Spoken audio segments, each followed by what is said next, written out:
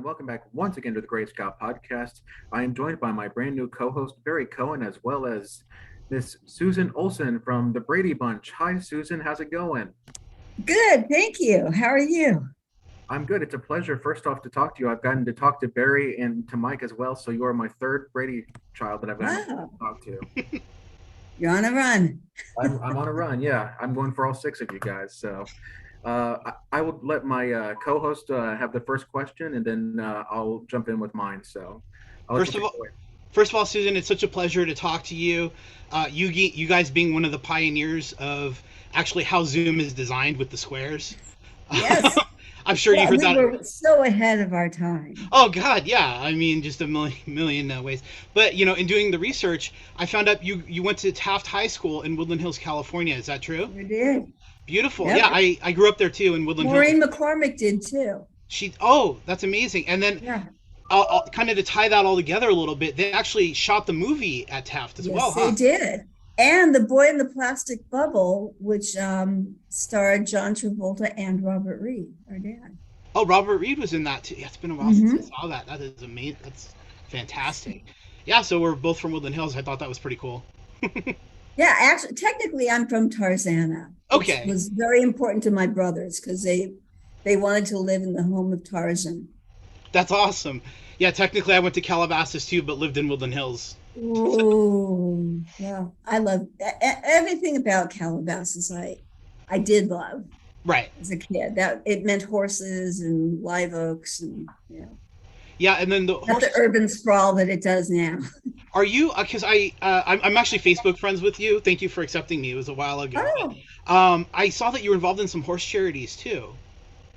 um, general animal General Animal. charities. Okay. I used to specifically be hands-on with cat rescue, Okay. and I began with kitten Hmm. rescue, doing that for the shelters and being a foster mother for bottle babies. Oh. Um, and now I've progressed. I don't do that hands-on anymore. In Okay. fact, for the first time since I think the early 80s, I am petless.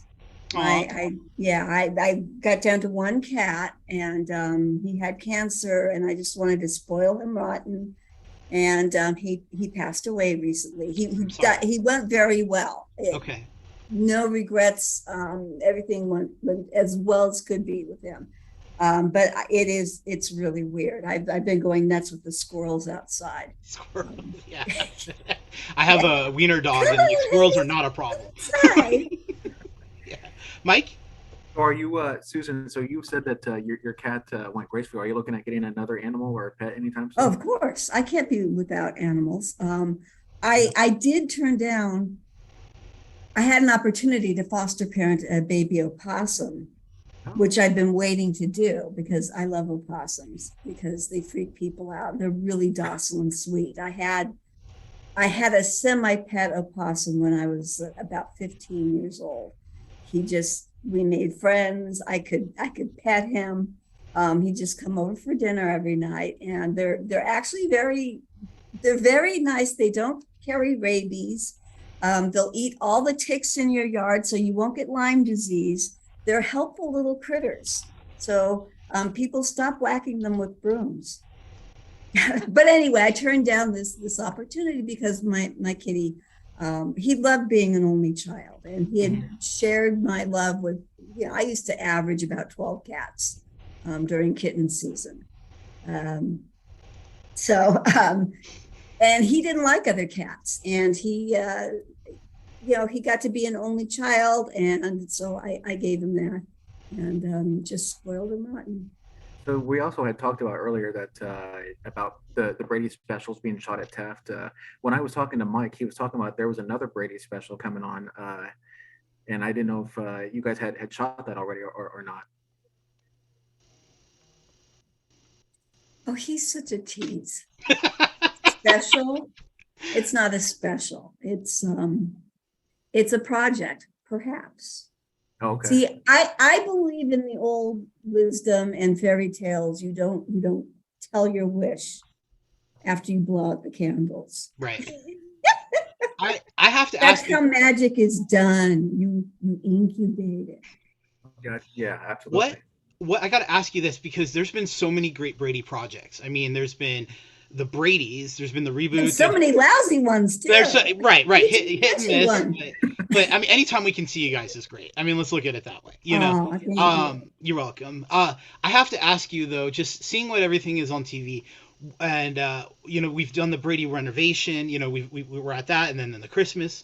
So what is the craziest Brady project that you've ever been pitched? Have you ever been like the Brady Wrestling Federation? I mean, I can't imagine the stuff that you know that comes across your desk. Well, there was a pitch for us to all live in a house, and this is before we renovated the actual house. But I think the weirdest thing actually happened, and Hmm. there are still people that aren't sure if it really happened or if it was an acid trip that they had that went very badly. But that was the Brady Bunch Variety Hour, Right. which wasn't just 1 hour. It was like 8 or 9 hours. I always forget if there were 8 episodes or 9 episodes, but that was so bad. It was voted the fourth worst TV show in television history Wow. by TV Guide. And a friend of mine wanted to do a whole book about it and came to me to see if I would write a foreword. And then I got to talking to him, and well, he said, I like the way you write. I want you to write more than just a foreword.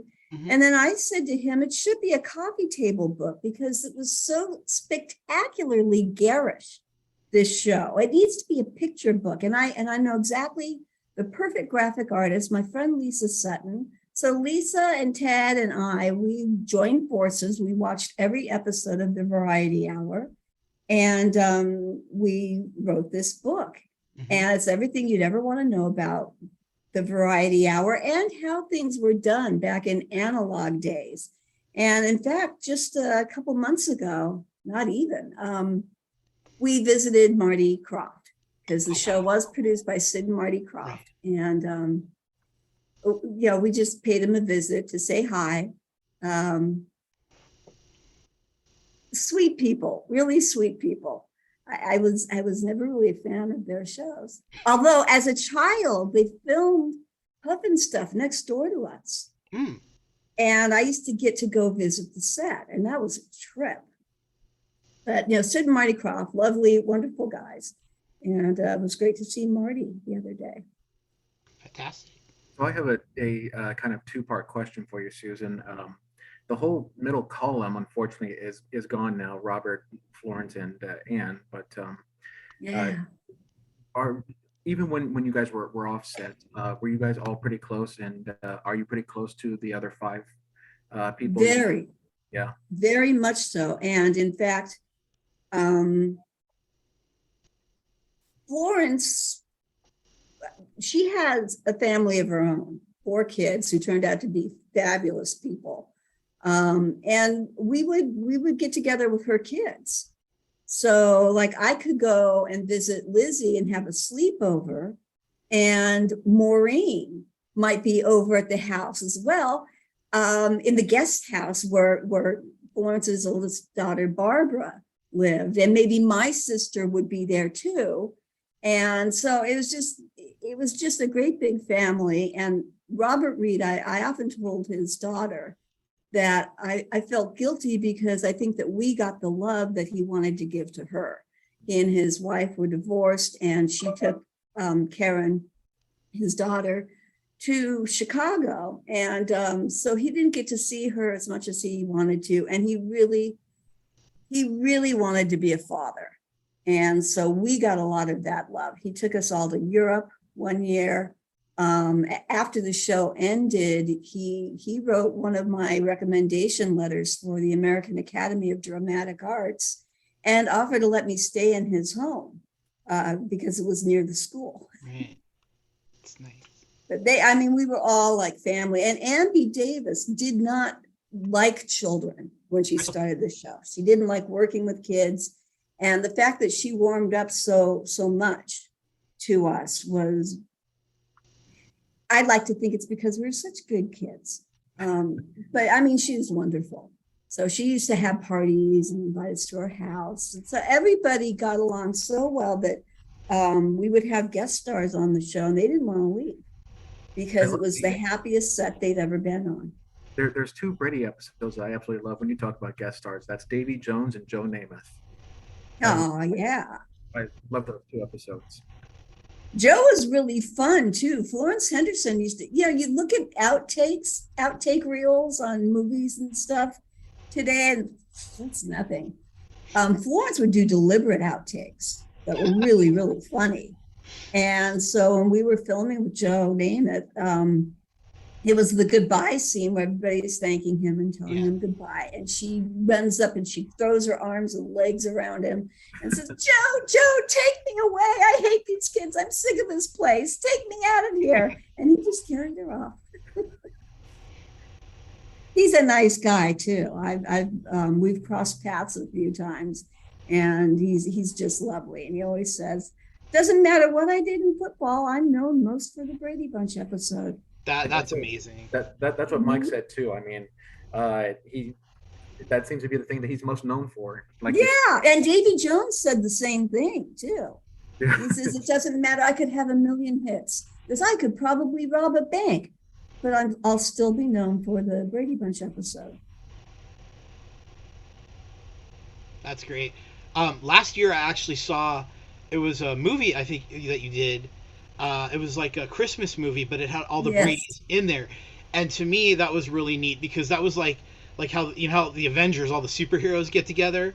I mean, that's like the Avengers. I thought it was a great idea. Yeah, it was the Avengers in the Brady universe, and of course the first gimmick they do is they put you all on Zoom. That's like the first 5 minutes of the movie, so you see the square. so I brilliant. Yeah, so I'm watching that. I'm like, the writing on this, and it's like, it's on Hallmark, and then if you watch the Hallmark movies, my wife loves them. It's the same script recycled over and over again. Oh yeah. Right, but when they threw that twist actually, it was Lifetime, which I think is a nice Lifetime. Okay. Sorry, my wife. I hate those things. I have a friend who watches the Hallmark Channel. During Christmas season. Right. Don't even bother her. Right. And, but this one, it was stunt casting at its best, and it was so tongue in cheek, and it was brilliant. And it was so fun to play different characters, but with each other. And then, the icing on the cake is here's Cousin Oliver. Right. Right. I loved it. That was just, I'm just watching that. I'm like, okay, how far are they going to go with this? And then the first 5 minutes, and my wife and I are sitting down. I'm like, sold. Yeah, that was really fun. Yeah. So, Susan, someone wanted me to ask you, what are you up to these days? I know you did have that radio show.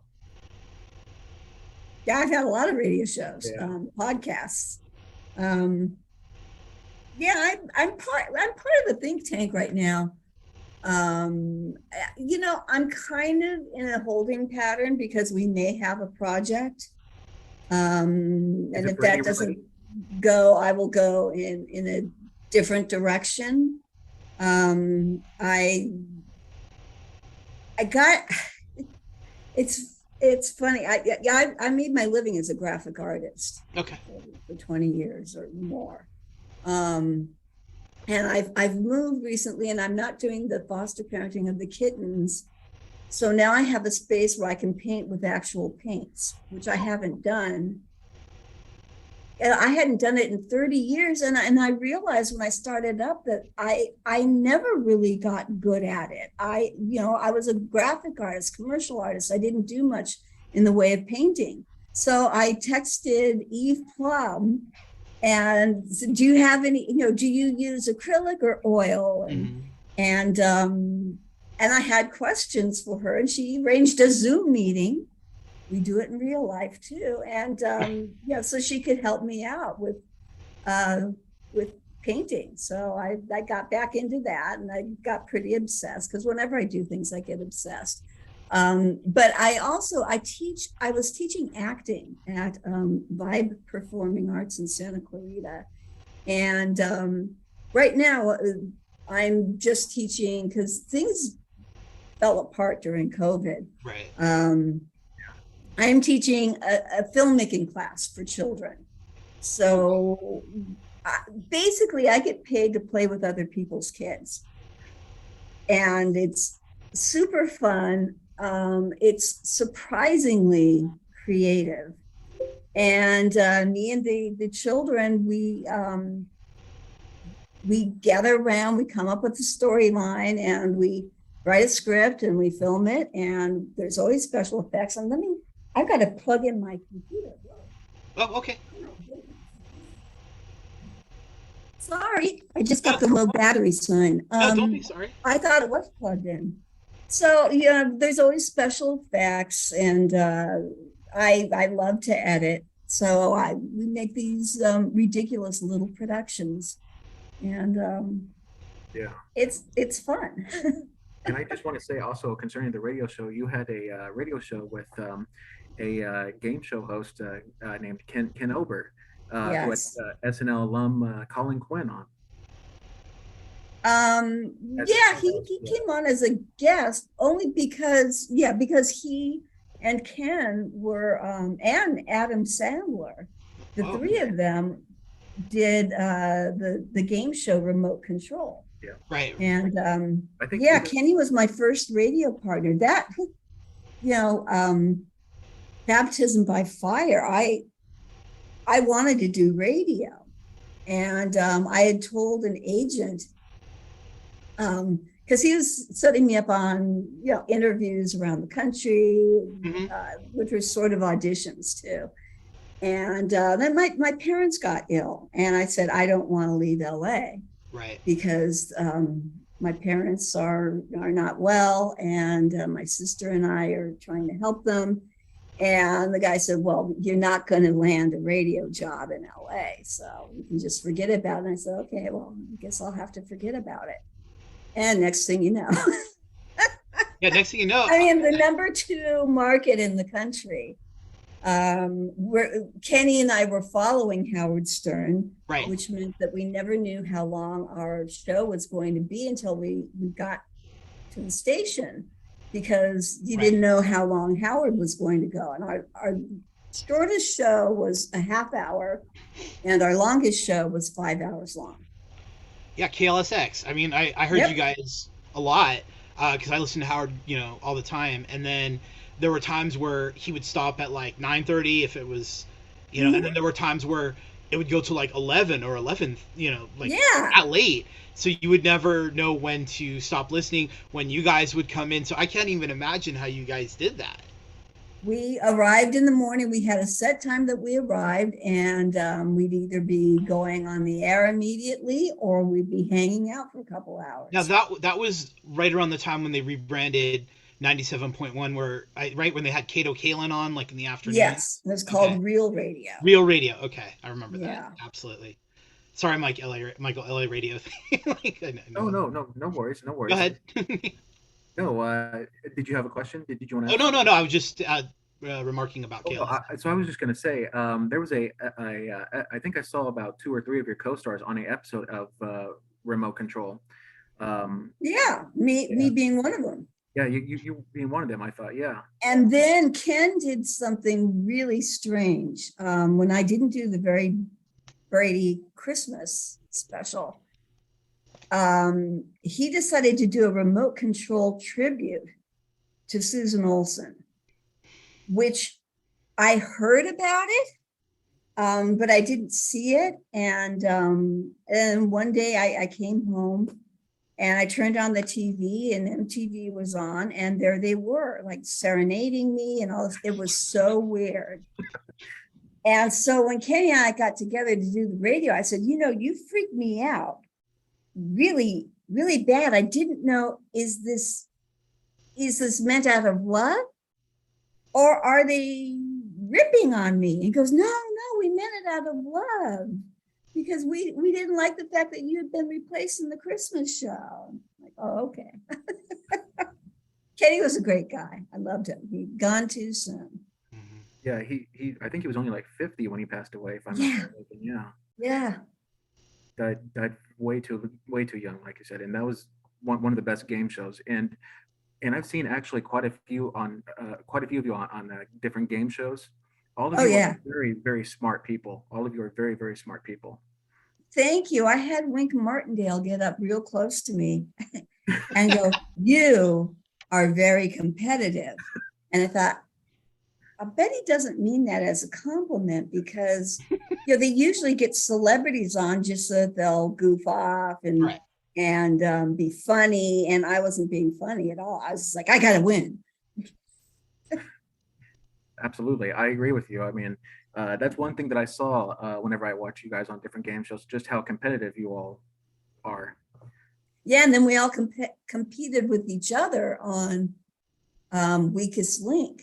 Oh yes. Yes, the week. Yes. Yeah, and that ended up, it was me and Christopher Knight neck and neck, and I blew it. I I had a brain fart.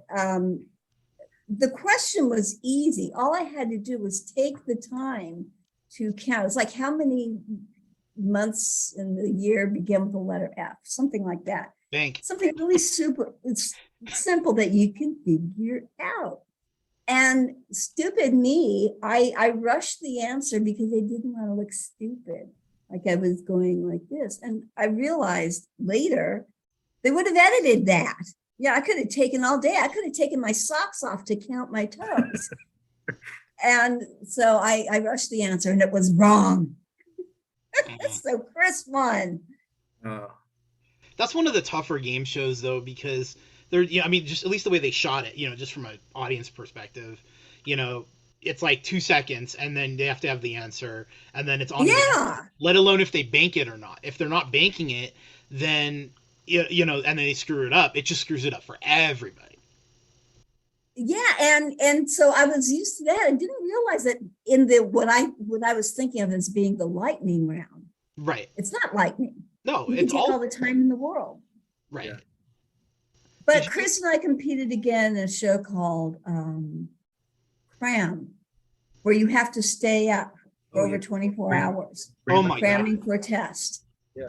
Yeah, so you're in these little rooms cramming for this test, and you're going to be quizzed on all the things that you study for 24 hours before the show. Could stay at LAX for free for 24 hours without any. So we had a lot of Red Bull, and I won that one. Yeah, I was gonna ask if Red Bull was 75% of the catering budget on that film. Yeah, it was that and like red vines, licorice, Red lots Vines, of sugar. Jolt Cola. Yeah, yeah. Yeah. So do you miss doing radio at all?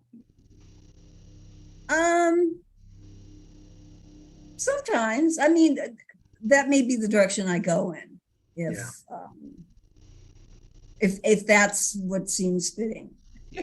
Well, there's so Like many I said, avenues. it's sort of a holding pattern right now. I'm content to teach kids and I volunteer. I'm on the board of directors for Spirit of Animals Sanctuary, Beautiful. and that's like horses and cows and pigs and goats and Yeah. a raccoon, opossums, snakes. Anything that's out there. Oh, we have a zebra. A zebra. Mm-hmm. Wow. Yeah, You don't need to go to the LA Zoo. We just come visit you. yeah. Yeah, that's great. Well, Barry, did you have any other questions? No, we were talking about the game shows. Actually, there's one of the streaming service had from the 80s called Celebrity Bowling, and I saw some of the. Oh, we creamed the Waltons. Yeah, you Yeah. killed them, and I'm just Yes. yeah, that was amazing. I mean, that was before they had Cosmic, and literally the entire show was just Mike. I don't know if you've seen this, but you gotta anyone watching this has to look it up. But literally, it's on the Tubi streaming network. But Oh literally, shoot, I gotta watch it. yeah, it's Tubi Tubi, but not a sponsor. Just telling you where it is. But it's like literally what it is. It's just celebrities bowling, and it's crazy. And it's not like today's where they throw gimmicks on everything. Literally, it's just bowling interview, and the Waltons are just like. And I I still have that ball because they Hmm. gave me the ball. It was circa nine, it looked like the 70s. Yeah. I think it was 77. I don't think it was the 80s It was. I was yet. gonna say. I And said late '70s, early '80s, somewhere in there. yeah, late Yeah. 70s. And there was a happy face Hmm. on the ball. It was a black ball with a happy face. And the holes are a little bit small because they were drilled for a 12-year-old. Um, but I used it in the Ronnie James Dio bowl-a-thon Hmm. competition thing for his cancer foundation. Right. And hey, I beat the Waltons with this ball. But I show up with my own ball and my bag and shoes and Hmm. everything, and people think I can bowl, and they're very wrong. No, I that, I bowl just overhanded. I remember seeing that. So like that was in my mind when I had to ask you about that. That was pretty good. And then Yeah, another question is when the movies came out, the movie was it was good, and I thought the casting was pretty good, but it was a parody. In a sense, it was a parody of the Brady Bunch. So, and then according to Wikipedia, I mean, I've seen the movie. They have a lot of the original cast members in there, but it said that your role was cut. Is that true? yes. Me and Mike Lookinland. We did Ah, cameo roles that were cut. I got a phone call from Betty Thomas yeah. saying, "I'm so sorry. We're going to try to write something else." But as she explained, it was because they were cutting this whole subplot Hmm. with the Ditmeyers. Right. And I'm like, Betty, that's such a good idea. You need to cut that because it's not funny. And I'm like, hey, I got paid. I'm fine. You get Yeah, yeah. around to it. There's another role. Great. I'm up for it. But otherwise, that was a good choice to Okay. eliminate that subplot. No, And that's fine. then I was able to enjoy the movie because I didn't have to see myself. Right, right. And I loved watching it because, it was making funny. It wasn't making fun. Right, You know. right. And I had been told because there was another script that was mean spirited. Right. And that's all I had heard about from Florence and Ann B. Right. And then they sent me the script. Well, it was the new one, what you saw. Yeah. And I'm like, this is brilliant. I Yeah. love it. Yeah. I'd be happy to be a part of this. And a little of that maybe, I mean, Betty Thomas also later directed the Howard Stern movie too. Well, right. Right. And that's also like I had done Howard's radio shows like back when he was at whatever. But I'd WNBC. not done I'd done Mike Lookinland and I did his WOR TV show, but I was on a press junket for the Brady movie Hmm. when I did Howard's regular show. Right. And that was what got KLSX was thinking about going to talk. And that's what made them call me. Yeah. So indirectly, Howard Stern got me into radio. That's cool. Yeah, yeah, and then I really do, and kind of circling back to that, I do like how they made, funny and not fun. And it's like when Right. when they do movies like that, like they just released The Munsters on Netflix, and I watched that and it was funny. It's like you're not expecting Citizen Kane. It's like the way that Uh-huh. people view movies. It's like they run it back like it's the JFK footage. Like, oh, Cindy's curls are off by 3/4 of an inch. Oh, I can't watch this movie anymore. You have fans like that. Speaking of Brady fans, what's the craziest Brady fan you've ever encountered? Um, Like I maybe don't on know, a they convention. tend to be just really nice people Good. because they grew up with us. It's not, there's a difference when you're on the TV set, you're like a part of the furniture, looking like in present day. I noticed a change when we did the variety hour Okay. that when you're back on the TV and you're part of the furniture, it's more objectifying. You become more of a freak. Whereas when you just, you look different, you've grown up, and they're like, "Oh, I grew up with you." It's much more. It's much friendlier. It's I dare say deeper. It's like there's a genuine connection there, and they really feel like they grew up with us, Hmm. and it's probably the nicest fan base I could ever ask for. That's beautiful because you hear from different fan bases. I mean, everything, it's great to hear the Brady's are, an awesome fan base, because I mean, Yeah. every medium and every intellectual property has their own. Like, I'm a big Ghostbuster fan, and there was a lot of that, and then Star Wars has its own Mhm. thing, and Star Trek, has its own thing, but the Brady's, it's good to see that there's a lot more like that, which I love. I think Yeah, it that's good. really is. And the fans are nice to each other too. Yeah, it's great. Michael. Yeah. So I was also, I think I heard you say in other interviews that Sherwood had an interesting way of casting you guys as far as the kids go. I think that was I think that was key to the success of the show. Yeah. He resisted the network telling him that they wanted smart kids, stupid kids, fat kids, skinny kids, all these stereotypes. And he refused. He said, I am not going to have stereotypical kids. I am going to find 6 kids that are interesting and loosely base the characters around them. And as Barry has said, I was not like my character. Um, but it was based really on like my mother's impression of a 7-year-old. Um, so I mean, when I say that he based the characters on us, I everybody else was pretty much playing themselves except me, because Cindy was very different from me. If they were going to write Cindy like me, I would have been Wednesday from the Addams Family. So yeah. Did you ever get to keep the Kitty Carey doll? I do have one. I have one of the mass produced ones Yeah. because it's in Hasbro. Oh, I forget the toy company. I think it was Hasbro, maybe Ideal.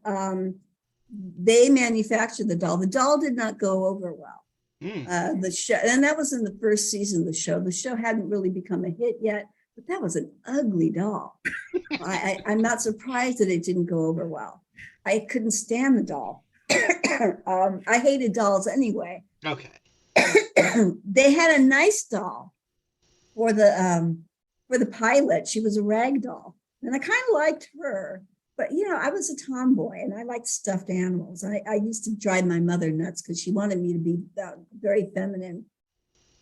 And I had a robot because I was really into sci-fi, and so I used to dress the robot up in baby clothes and put it in a stroller and go shopping with mom. She's like, oh, do you have to bring that with you? Or I'd have, a stuffed animal dressed up. And but I did not like dolls. I thought they were like playing with little corpses. And although I'm surprised that didn't appeal to me. Having one with the head chopped off like Wednesday Addams, I would have liked. But I did not like dolls. And the original Kitty Carryalls were prototypes. So her head was plaster. So she was very heavy. You can see when Tiger is stealing the doll, he's having a hard time carrying it into the doghouse. She was very heavy, and I was constantly told, do not drop her. Don't drop the doll. Don't drop the doll. And, she'll shatter. And so I was really afraid of her. So I like to, say she was like Annabelle. She was okay, but she used to pinch me and bite me. Chucky before Chucky, huh? Yeah, yeah. Evil little thing. And I had when I was talking to Barry, I had told him the Brady Bunch wasn't initially a huge success as we know it now until Sherwood made a little change. And so, what was that change that he made that made the Brady Bunch as we know it today? I'm, so I think there might have been a time change. I think that Barry had said because it was on in the afternoon. No, No. no. It started out at 8 o'clock.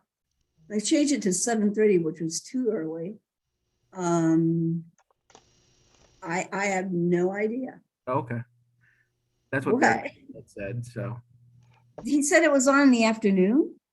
or sometime in the evening, I think, because that might have been a little too late until because it was the time change is kind of what made the Brady Bunch a huge hit Sure for had kids. no control over that, though. I think that was the network. I know that when we were at 7:30, that was too early.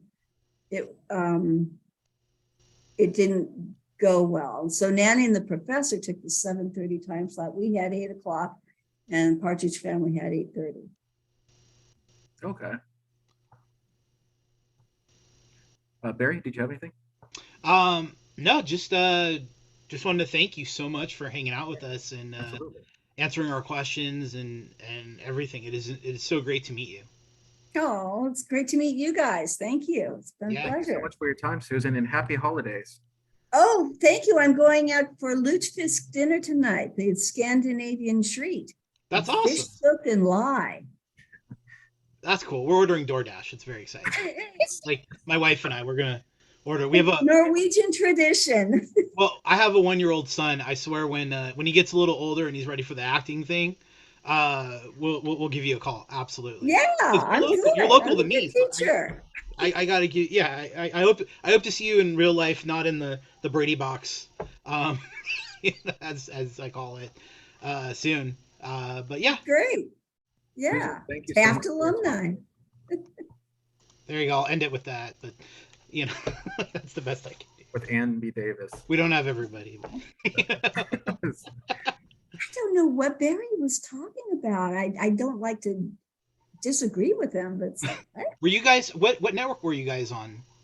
ABC. ABC, right? Yeah, okay, that's fine. I Yeah. was gonna say I And didn't then see. I think the Variety Hour, I think that was ABC. And then, but like the specials were NBC. And then by the time we did the Brady's, it was CBS. Yeah, I remember. I remember like when the Brady. I mean, I know you weren't, but the Brady Christmas. I remember that airing on Channel 2, which would have been CBS Yes. out here. Yeah. So that was definitely after it transferred to CBS before ABC. So It was like we worked our way down. you worked your way down the dial. Yeah. Well, at least you didn't end up on like the Z channel. Remember that? Like, Wow. it stopped Yeah. at two. It stopped at two, so that's fine. But now, look, No, if the could have gone Brady to 11. look on my It's Final spectrum, Tap. the Brady home renovation is on channel like 200 and something. So moving on up. Yeah. Well, hey, Susan, thank you so much for your time. Will you say Thank hello to the you. rest of the gang for us? I sure will. Absolutely. Well, thank you so much for your time. Okay.